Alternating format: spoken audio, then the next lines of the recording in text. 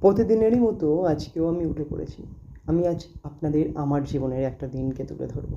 জানি না আপনাদের ভালো লাগবে কি না। আমি উঠে পড়েছি, দাঁত মেজে নিয়েছি। এবারে বসবো চা খেতে। মা দেখুন চা খেতে বসে পড়েছে। চা খাচ্ছে কয়েকটা বিস্কুট দিয়ে। আমাদের বাড়িতে লাল চা হয়। আমি কিন্তু পাড়ায় গিয়ে বা বাজারে গিয়ে দুধ চা খাই। যাই হোক, আমি চা খেতে বসে পড়ি। আমি চা খেয়ে নিই। আর আপনারা কী খেলেন সকালবেলার নাস্তাতে বলবেন। আমি নাস্তা খাইনি, সকালবেলার চা খেলাম। যাই হোক, চলে এলাম দোকানে। চলে এসে কয়েকটা কাজ করব। দোকানের শাটারটা খুলি। শাটারটা খুলে চলে এলাম এইখানে। দোকানের অবস্থাটা খুব একটা ভালো নয়, অগোছালো। যাই হোক, মুদিখানার তো দোকান, এরকমই থাকবে। চলে এলাম এইখানে। টিভি রয়েছে আমাদের দোকানে।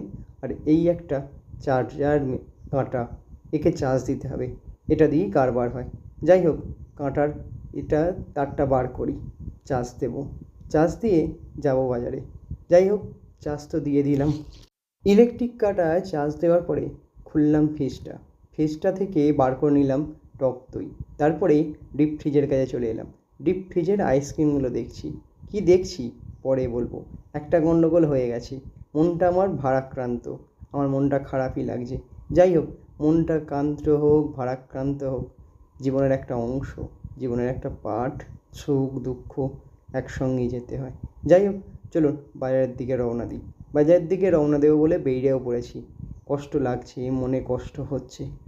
ফ্রিজটা বন্ধ করলাম, পাখাটা বন্ধ করলাম। চলুন বাজারের দিকে রওনা দিই। শাটার দিয়ে দিলাম, চলে এলাম রাস্তায়। একটা রাস্তায় দাঁড়িয়ে রয়েছি।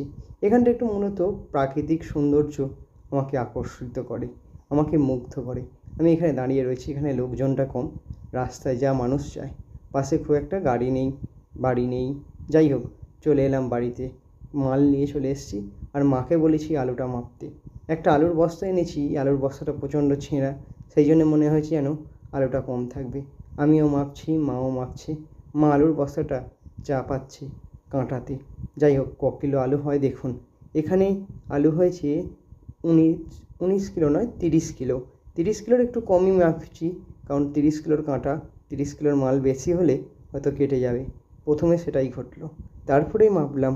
তারপরে মেপে দেখলাম এখানে 30 কিলো হয়েছে। আর একটা বস্তাতে 19 কিলো 500 হয়েছে। মানে কথা, 500 আলু কম। যাই হোক, 500 আলুর মধ্য দিয়েই গেল। এরকম তো হয়। তারপরে কারবারে বেরিয়ে পড়লাম। প্রথম খদ্দের দেখুন, একটা বয়স্ক মানুষ।